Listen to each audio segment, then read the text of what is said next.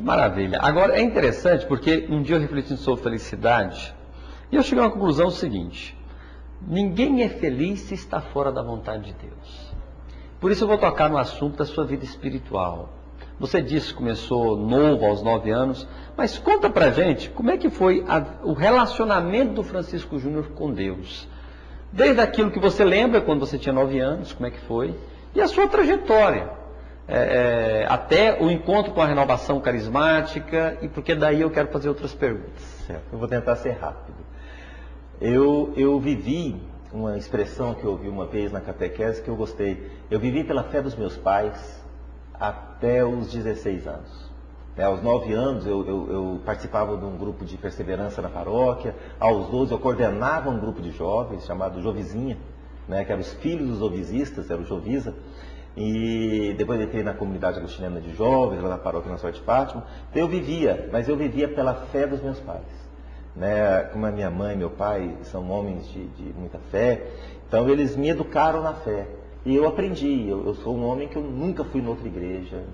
Celebrar, fui em casamento, alguma coisa assim, mas celebrar, prestar culto ao meu Deus de outra forma que não fosse católico, eu nunca fiz isso. Nunca precisei fazer, nunca tive curiosidade de fazer. Porque eu tive uma educação religiosa muito boa. Mas aos 16 anos, quando eu cheguei na idade da razão, quando você começa a preparar para fazer uma faculdade, depois você entra numa faculdade, eu fui perdendo a prática religiosa. E eu fui me afastando, já não ia tanto à missa, já não considerava aquilo importante. Entrei na faculdade, eu não tinha tempo mais para Deus. E não fazia nada de errado. Não era uma pessoa que... Eu sou uma pessoa que nunca se embriagou, nunca usou droga, essas coisas, esse testemunho eu não tenho. Eu não precisei, graças a Deus, passar por esse tipo de coisa. Mas eu cheguei a um vazio existencial profundo. Eu só vestia preto, né? Aos 20 anos eu só vestia preto. Eu estava em crise vocacional, eu larguei tudo, larguei faculdade, não trabalhava. Eu passava a noite... passeando num barzinho, na casa de colegas meus, dormia o dia inteiro e no outro dia de novo saía. Nessa época, minha mãe começou a participar de um grupo da Renovação Carismática, fez um seminário e começou a participar. Eu tenho uma ligação muito forte com a minha mãe. E nessa época eu falei, poxa vida, a única pessoa que me entendia agora não tem jeito de eu conversar porque ela virou fanática. E eu perdi minha mãe naquela época na minha cabeça, né? E ia ter um ano depois... Minha mãe entrou em 89 na renovação, eu entrei em 90. Um ano depois, minha mãe, ela convidou toda a família para fazer um seminário, uma experiência de oração. Convidou toda a família, menos eu. E eu fiquei indignado com aquilo. E até posso dizer que poucos dias antes, eu estava naquela fase que eu já começava a pensar em tirar minha vida. Eu cheguei um dia a sentar na janela do meu prédio, que eu morava no 9º andar, não pulei nem nada, não tive coragem, graças a Deus, para fazer nada disso. Mas eu cheguei a pensar, isso já era uma possibilidade na minha vida. Minha vida não tinha sentido, minha vida... Eu não tinha grandes problemas, eu também não tinha grandes motivos para continuar vivendo. Eu não queria nada. Minha vida... Eu cheguei num vazio completo. E minha mãe tinha um problema gravíssimo de coluna. Gravíssimo. Ela ia ter que fazer uma cirurgia e o encontro estava chegando. Toda a minha família fazia o encontro, meu pai, minha irmã, minhas tias, minhas primas, meus primos. E eu lá, nem convidado fui. Eu já estava com vontade de fazer. Mas um dia antes de começar o programa, de começar o seminário numa sexta-feira pela manhã, o seminário começava no sábado, minha mãe me acorda e fala assim para mim, Júnior, quero te mostrar uma coisa. O que foi? Mas 6 horas da manhã ela ia trabalhar, falou, Jesus me curou.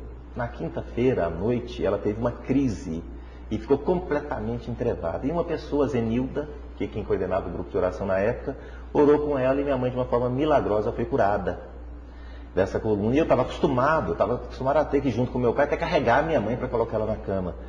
E eu olhei para ela e falei, não, mãe, por favor, larga disso, né? Só que ela não falou mais nada, ela ficou fazendo ginástica na minha frente, ela fazia flexão, ela baixava, ela levantava. E eu não queria acreditar naquilo que eu estava vendo.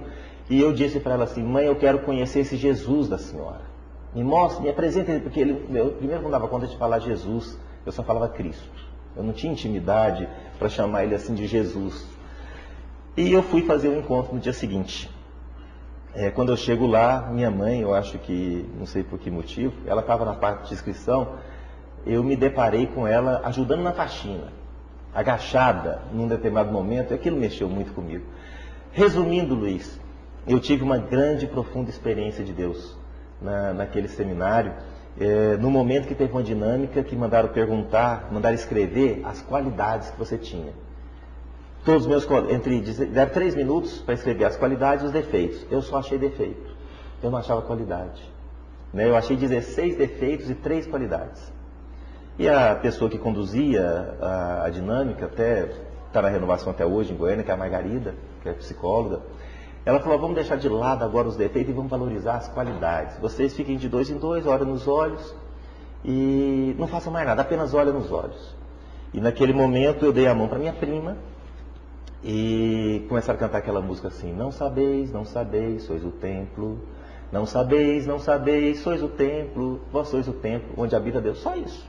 E eu dei a mão para minha prima e começaram a cantar e eu comecei a olhar, não olhava para ela de jeito nenhum, olhava para o lado, olhava para o outro, e algumas pessoas começaram a querer chorar, e eu falei, meu Deus, onde eu fui parar? Tem um lugar de louco aqui, o povo além de doido é carente. E eu falei, eu vou embora daqui, eu não fico aqui de jeito nenhum, eu estava querendo esperar só o almoço, porque comida de encontro sempre é boa, por isso que eu sou gordinho. Eu falei, eu vou embora, eu não vou ficar nesse trem aqui não. De repente, eu de mãos dadas com a minha prima, eu olho nos olhos dela, e me deu uma coisa interior, eu desabei num choro, mas eu não chorei comportado igual eu berrava, eu urrava, eu gritava, expor em mim, expulsar o demônio, me abraçar, fizer de tudo, eu não parava, soltaram o corpo no intervalo, me levaram para a capela, me trouxeram de volta, eu chorei 20 minutos e tanto, né? Foi até que a Zenilda, a mesma mulher que rezou com a minha mãe, colocou minha cabeça assim no peito dela e falou, meu filho, agora você vai descobrir para que você veio esse mundo, quem é você. E aquilo entrou com um poder dentro de mim que eu acalmei, eu parei e eu vi o que eu via. Quando eu olhei para minha prima, eu não via o rosto dela. Sabe quando acaba um filme e fica aquela tela preta e as letrinhas brancas, você nunca dá conta de ler tudo que está escrito lá? Eu via isso. Em letras grandes, brancas, estavam as minhas qualidades. E eram muitas, muitas, muitas. Como você também tem, meu irmão, minha irmã, tem muitas qualidades, todos nós temos, só que eu não as valorizava. E a maior de todas as qualidades, filho de Deus. Naquele dia 26 de maio de 1990, eu descobri que eu era filho de Deus. Maravilha. Bom, para você ter uma noção, eu não sabia da história do Francisco, né? Eu não sabia dessa história, esse perfil seu depressivo, melancólico, pensando até em tirar a vida. E o milagre que Deus fez na sua história, né? E aí, quando perguntar para você, que às vezes eu peguei você de surpresa, né? Quem é o Francisco? Você já sabe mais do que ninguém que é depois da experiência dessa maravilhosa, né? Um filho de Deus extremamente apaixonado por Deus, porque é amado profundamente por Deus. Que maravilha! Então, olha só, hein? Fico feliz de saber o seu tesouro. Esse é o tesouro do Francisco Júnior, esse homem que mais do que nunca sabe o que é a graça de Deus.